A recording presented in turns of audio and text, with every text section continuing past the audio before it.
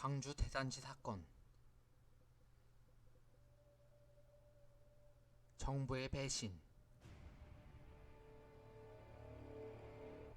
하지만 이렇게 끔찍한 환경에서 살아가더라도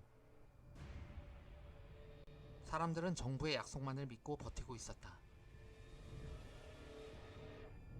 어찌됐든 내 집이 생기지 않는가? 도로가 닦이고 개발이 되면 어쨌든 상황이 달라지겠지. 그래도 서울 강남하고 가까운 동네 아닌가? 요즘 강남 땅을 개발하겠다는 말도 많던데. 실제로 개발 소식이 전해지면서 광주 대단지에도 투기꾼들이 몰려들어 그곳마저도 땅값이 뛰기 시작했다. 당시 입주권 브로커의 모습이다.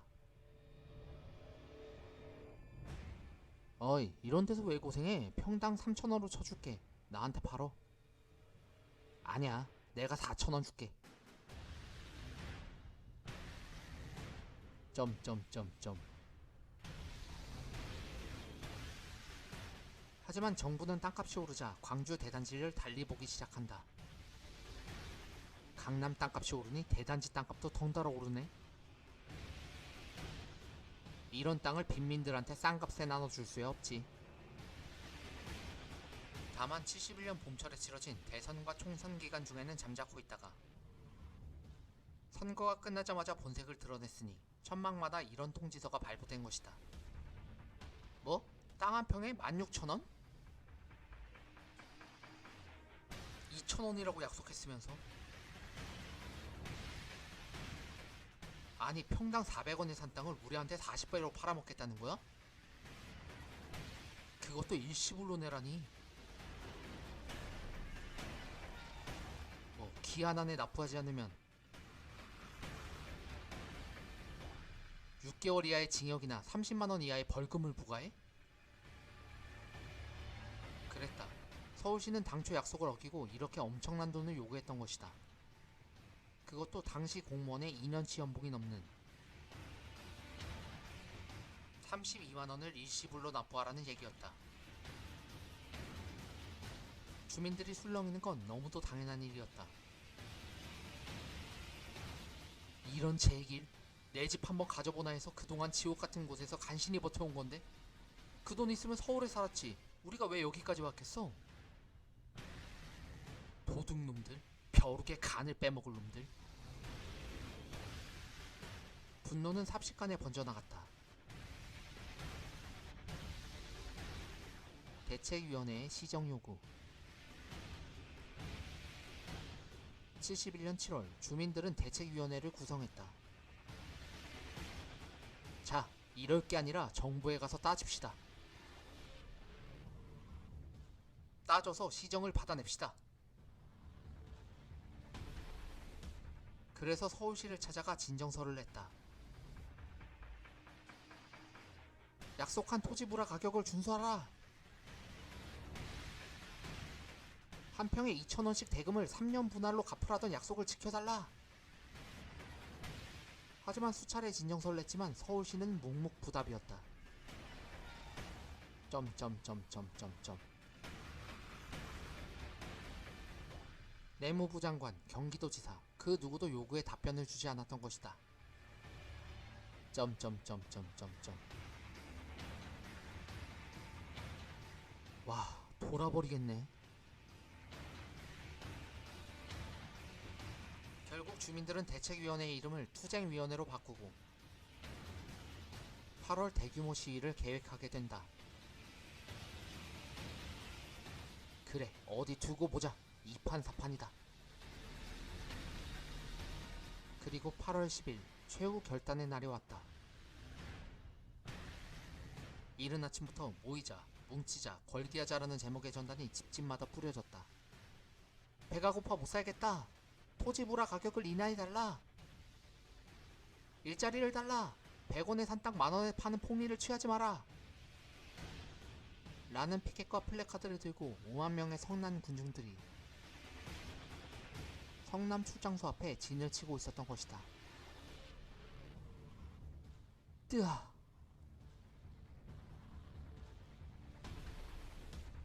당황한 출장소의 공무원들은 서둘러 서울시에 전화를 걸었다. 제발 자중들 하세요.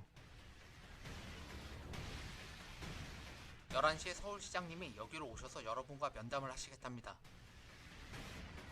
하지만 11시 40분이 되어도 기다리던 서울시장은 나타나지 않았다. 에이, 또 속았잖아.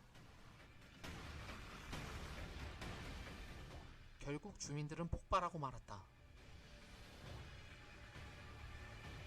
누가 먼저라고 할 것도 없이 파출소와 경찰차를 방화하고 관공서 건물과 차량을 파괴하고 탈취하는 사건들이 잇따라 발생한 것이다. 에이, 다 때려 부셔.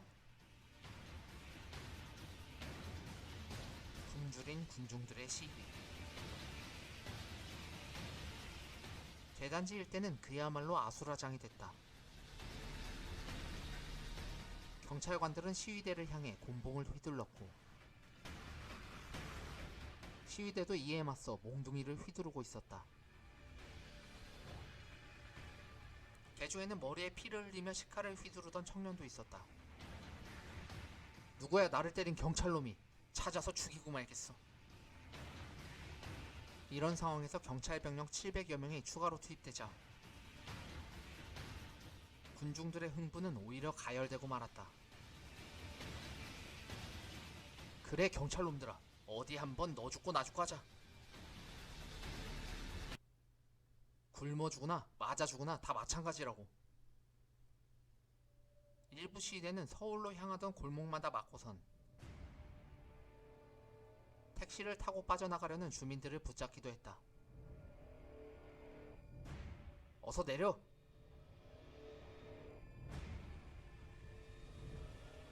죽어도 같이 죽어야지. 왜 혼자 도망치려는 거임? 우리는 몇 끼니를 걸러 죽을 지경에 이르렀는데 누구는 팔자 좋게 이렇게 택시나 타고 말이지. 취재하던 보도 차량도 습격을 받기는 마찬가지였다. 굶어 죽게 된 마당에 신문이 무슨 다 소용이야? 사람들은 버스를 탈취해서 서울로 진격할 계획까지 세웠으나 버스를 타고 시위를 벌이는 주민들의 모습이다. 경찰들의 저지로 뜻을 이루지는 못했다. 그러던 중 참외를 가득 실은 3륜차가 인근을 지나가자 한창 데모를 하던 군중들이 남녀노소를 가릴 것 없이 모두 정신없이 3륜차로 돌진하는 사고가 발생하기도 했으니 와, 참외다! 헐. 떨어져 으깨지고 흙투성이가 된 참외라도 상관없었다. 그만큼 군중들은 배가 고팠던 것이다. 심지어 12살짜리 소녀가 배고파 죽겠어요를 울부짖으며 자기 키보다도 더 큰 몽둥이를 고사리 손으로 힘겹게 들고 허공에 휘두르고 있었다. 사건의 수습. 사태의 심각성을 뒤늦게 깨달은 서울시장이 주민 요구를 무조건 들어주겠다고 발표한 것은 오후 5시경이었다. 알겠습니다. 시위대의 요구를 무조건 들어주겠습니다. 그러니 어서 제자리로 돌아들 가세요. 이로써 6시간의 참혹한 광란이 끝나게 되었다. 다행히 인명피해는 없었지만 주민과 경찰 100여 명이 부상을 당했고 성남 출장소 등 여러 관공서 건물과 차량 22대가 방화로 전소됐다. 하지만 사건의 보고를 받은 박정희는 노발대발했다.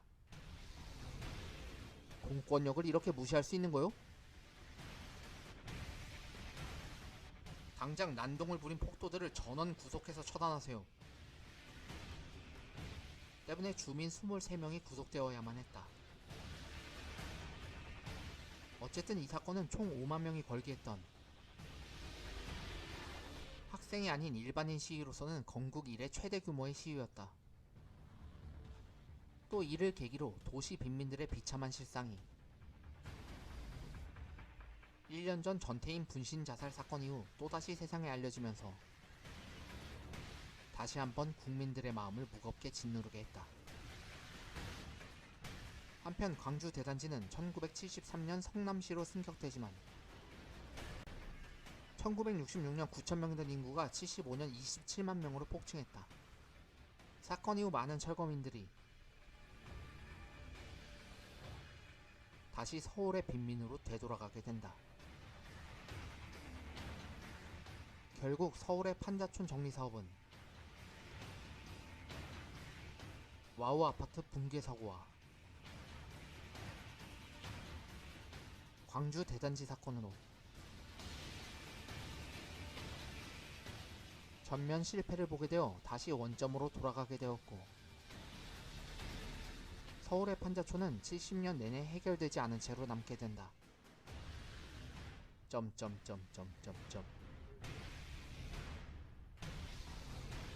참고로 UN 인권선언문에서는 이렇게 말하고 있다.